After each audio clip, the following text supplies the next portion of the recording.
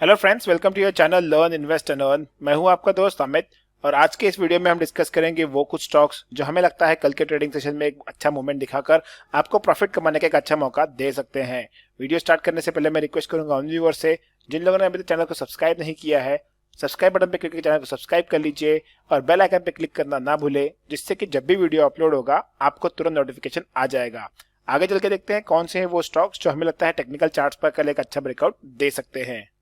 जो पहला स्टॉक हमने शॉर्टलिस्ट किया है कल के ट्रेडिंग सेशन के लिए, ये है अंबुजा सीमेंट। अंबुजा सीमेंट को अगर आप डेली चार्ट्स पे देखेंगे तो अंबुजा सीमेंट अपने एक सपोर्ट के आसपास आ रहा है। ये एक ट्रेंड लाइन मैंने बनाई है और इस ट्रेंड लाइन के आसपास जब भी अंबुजा सीमेंट आता है अपने आप को सपोर्ट देते हुए पाया गया है। ऊपर की तरफ अंबुजा सीमेंट 210 के आसपास इसके लिए एक रेजिस्टेंस है और नीचे की तरफ ये जो ट्रेंड लाइन है ये इसके लिए एक अच्छा सपोर्ट ऐड करते हुए नजर आता है।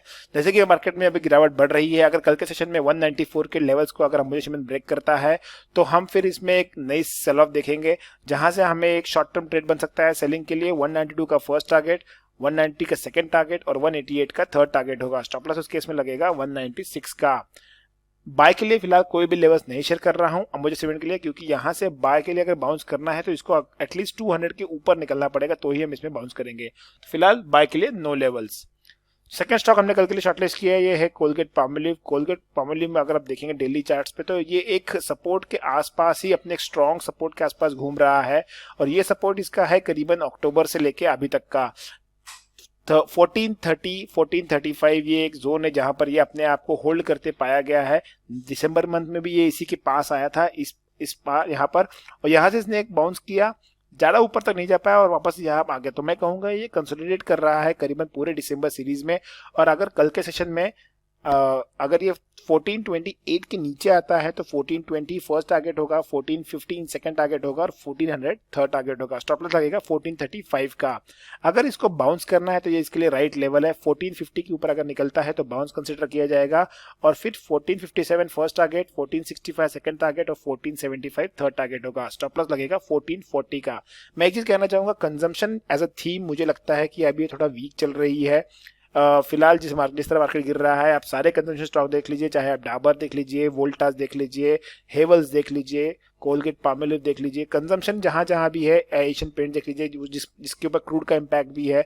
तो कंजम्पशन स्टॉक्स पे आप ध्यान रखिए, थोड़ा हल्का सा वीक होने लगे हैं। काफी रिसेंटली काफी अच्छी रैली दिखाई थी कंजम्पशन स्टॉक्स ने, तो इन पर नजर बना के चलिए, एक अच्छा मौका देंगे आपको शॉर्ट करने का और यहाँ पर एक अच्छा पैसा बन सकता है। जो हमारा नेक्स्ट ट्रेनिंग प्रोग्राम है ये है पुणे में 18 जैन के लिए और जिसकी नॉमिनल फीस हमने रखी हुई है 10,000 रुपीज के आसपास। हम लोग इसमें आपको स्टॉक मार्केट के बारे में बेसिक्स कवर करते हैं, टेक्निकल चार्ट्स के ऊपर स्टॉक्स को कैसे आइडेंटिफाई किया जाए ये आपको सिखाते हैं। सबसे मेन चीज होती है एंट्री और एग्जिट स्टॉक मार्केट में, वो भी हम आपको इसमें सिखाते हैं। क्या होगा इंट्राडे के लिए बेस्ट ट्रेडिंग सेटअप्स वो कवर करते हैं और इसके अलावा हम लोग ये भी आपको बताते हैं कि नेक्स्ट डे को स्टॉक सिलेक्शन आप एक दिन एडवांस में कैसे कर सकते हैं।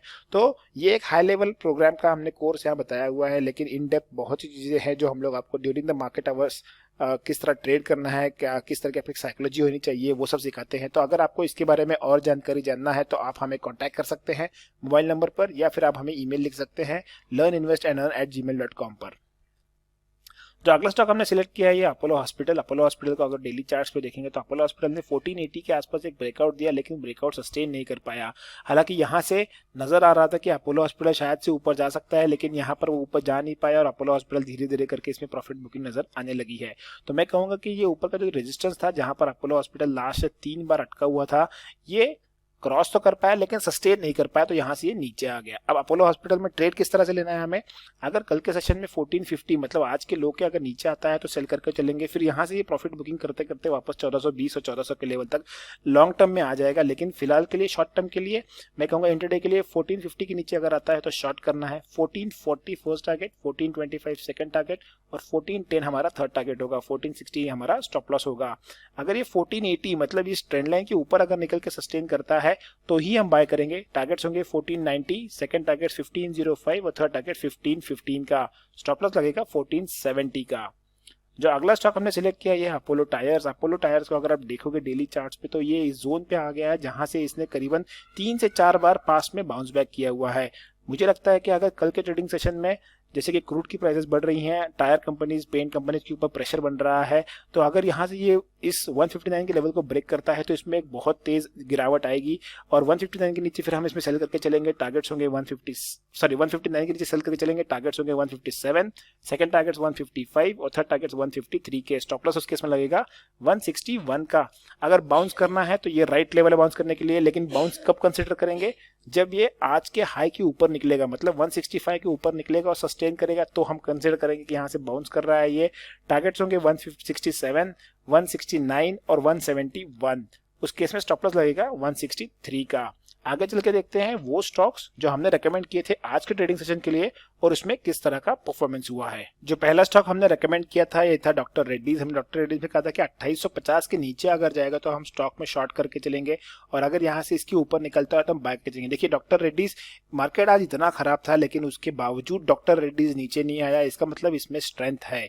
अब अगर ये 2900 के नीचे निकलता है तो डॉक्टर रेड्डीज में अगर थोड़ा भी मार्केट रिकवर करता है तो बहुत जोरदार इसमें बाउंस बैक आएगा, बहुत जोरदार इसमें रैली आएगी, क्योंकि देखिए इतने खराब मार्केट में भी ये गिरने से अपने आप को रोक पाने में सक्षम रहा है। अगर बाउंस होता है तो सबसे पहले यही भागेगा, तो इस पे नजर बना के चलिए।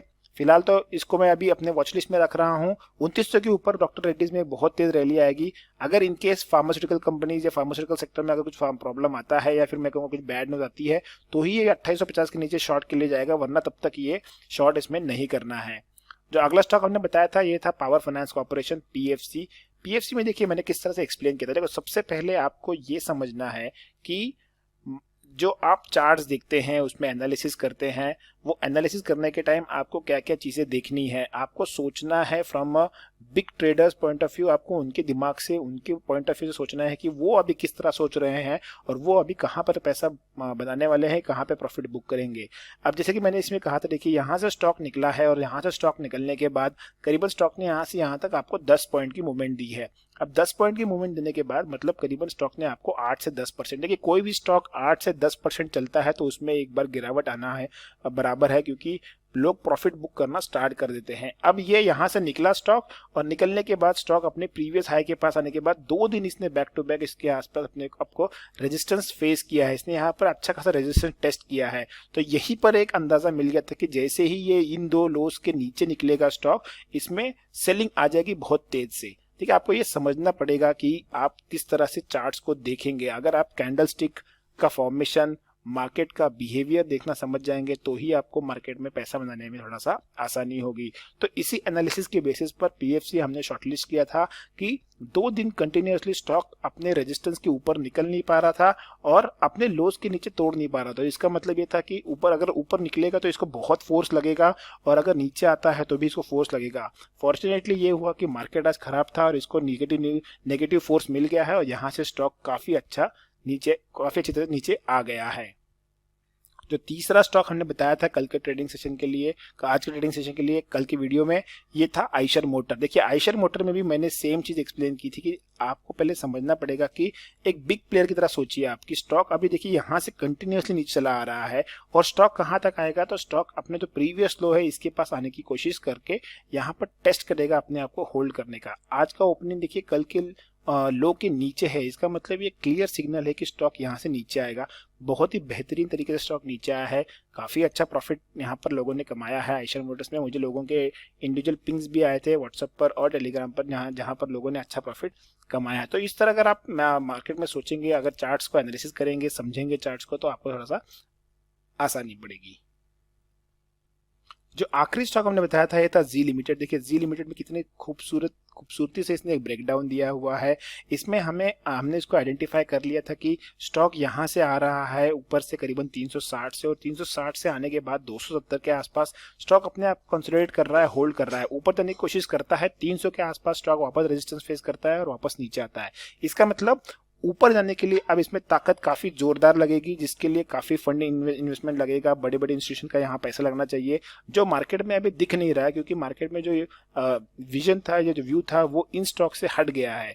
तो जब स्टॉक यहाँ नीचे आने लगा तो 270 आसपास देखिए, जहां पर इसका पहले प्रीवियस लास्ट टाइम इसने अपने आप को सपोर्ट लिया था, उसके पास स्टॉक आया। तो मैंने वही कहा था अगर ये सपोर्ट को ब्रेक करेगा तो यहाँ पर स्टॉक में अच्छी खासी एक नीचे की मूवमेंट आ सकती है, जहां पर प्रॉफिट कमाने का बढ़िया मौका मिलेगा। अब 260 के नीचे आगे कैसे ट्रेड करेंगे? 260 के नीचे अगर कल ट्रेड करना स्टार्ट करता है तो यहाँ से 250 और 240 के 2 टारगेट्स भी खुल जाते हैं। लेकिन आपको आपको ये सोच कर रखना पड़ेगा कि आज स्टॉक 272 से लेके 260 तक आया है, 12 पॉइंट स्टॉक नीचे गिरा हुआ है।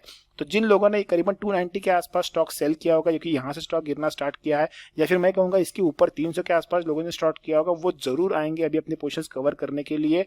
अगर स्टॉक थोड़ा भी यहाँ से घूमेगा तो वो अपनी पोजीशंस तुरंत कवर कर लेंगे। तो इस केस में यहाँ पर एक शॉर्ट कवरिंग भी हो सकती है। तो पहले आप वो समझिए, अगर आपने अभी तक प्रॉफिट अपना बुक नहीं किया है तो पार्शियल प्रॉफिट बुक कर लीजिए और अपना ट्रेलिंग स्टॉप लॉस जो है वो कंटिन्यूअसली मूव करते रहिए। तो ये थे वो स्टॉक्स जो हमें लगता है कल के सेशन में एक अच्छा मूवमेंट दिखाकर एक बढ़िया प्रॉफिट कमाने का मौका दे सकते हैं। अगर आपको वीडियो अच्छा लग रहा है तो वीडियो को जरूर लाइक कीजिए, चैनल को सब्सक्राइब कीजिए और जितना हो सके अपने फ्रेंड्स और कलीग्स के साथ भी शेयर कीजिए। अगर आप लोग हमारे साथ अभी तक टेलीग्राम चैनल से नहीं जुड़े हैं तो नीचे मैंने लिंक दी है, आप टेलीग्राम चैनल पे क्लिक करके हमारे टेलीग्राम चैनल से जुड़ सकते हैं, जहां पर हम during the market hours updates post करते रहते हैं। Thanks for watching the video friends, keep learning, keep investing and keep earning.